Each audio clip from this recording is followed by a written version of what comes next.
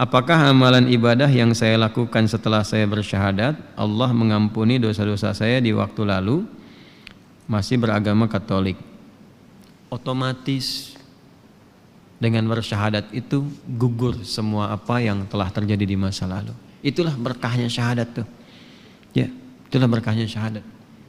Jadi kalau ada orang dalam berkehidupannya terpengaruh oleh keadaan lingkungan, kemudian bertuhan kepada selain Allah Subhanahu wa taala, apapun agama yang dianutnya, lalu mengambil nikmatnya hidayah kembali dalam pelukan fitrah masuk Islam, itu begitu mengucapkan asyhadu alla ilaha illallah wa asyhadu anna muhammadar rasulullah, maka kalimat itu menggugurkan semua yang telah terjadi di masa lampau.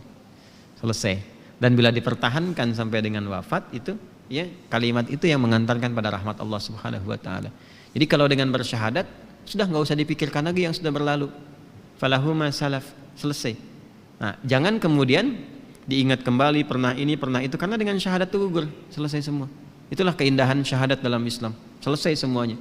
Ya, dan wa amruhu ilallah, semua urusan kembali kepada hukum Allah Subhanahu wa taala, digugurkan.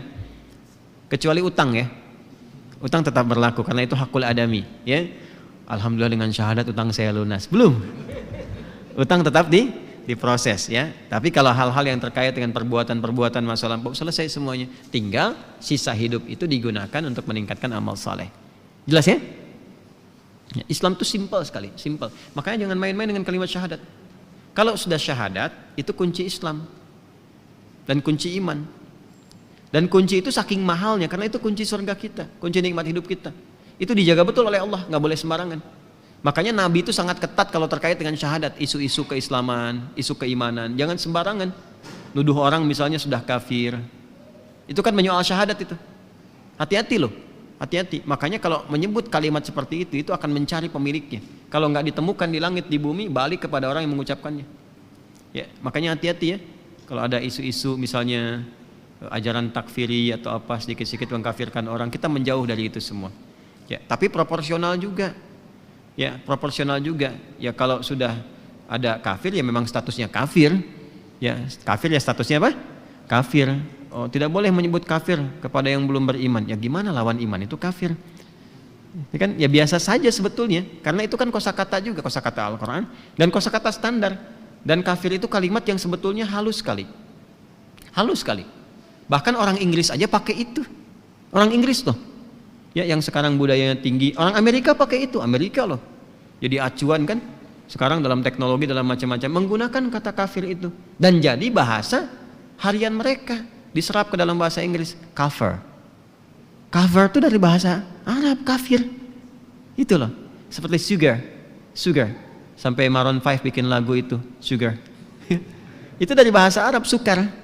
Sukar. Ya, sukar, kurma sukari, pernah dengar? Kurma sukari itu kurma yang manis banget, kegula-gulaan, itunya, ya, kegula-gulaan gitu. Itu sukari namanya, sukar, sugar. Kafir, cover. Apa cover itu? Cover itu kan sampul yang menutup kan, yang menutup sesuatu sehingga dalamnya nggak kelihatan, dalamnya nggak kelihatan, ditutuplah itu. Nah, orang yang menutup itu bahasa Arabnya namanya kafir. Ya, menutup itu gitu. Nah, ini bahasa metafornya dibawa dalam konteks beragama.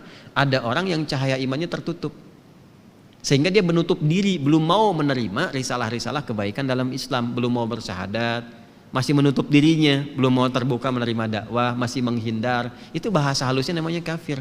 Makanya ketika rombongan-rombongan yang koleganya Abu Jahal dan kawan-kawan datang membawa proposal kepada Nabi untuk membangun toleransi yang keluar batas dari toleran. Jadi membangun sifat toleransi yang keluar dari batas-batas toleransi. Udahlah Muhammad SAW nggak usah bertengkar, nggak usah ribut. Ya Nabi kan juga merespon, siapa juga yang bertengkar, siapa yang ribut kan. Tapi kan beliau tenang saja gitu. Abimawa'na wa kama halan Nabi SAW. Kita nggak usah berperang, nggak usah ribut, kita gantian aja. Malam ini kami nyembah Tuhan kamu, besok-besok kamu nyembah Tuhan kita. Maka seketika turunlah surah yang mengkhitab mereka, yang ibu hafal ini namanya Al-Kafirun. Ya, Al-Kafirun itu kan jama' dari kafir. Orangnya langsung disebut, kul, katakan Muhammad SAW, viralkan kepada mereka. Kul ya ayyuhal kafirun. Hai orang-orang kafir. Apakah pada saat itu Abu Jahal marah? Saya ini bukan kafir ya, gitu. Enggak. Tapi menerima, mereka enggak marah. nggak nyerang Nabi? Karena lembut bahasanya. Katakan Muhammad, hei orang-orang yang masih menutup diri dari risalah Islam, belum berkenan menerima, belum berkenan memasukkannya ke dalam jiwa. Ya, memang betul, gak usah kita bertengkar, ya, gak usah kita marah, saling menghormati aja. Caranya bagaimana? Ya sudah, toleransi dengan menyembah Tuhan masing-masing. Jadi ternyata tingkat toleransi tertinggi itu zero tolerance dalam hal akidah. Itu paling tinggi. Jadi justru kalau memaksakan jadi munafik nantinya. Jadi munafik.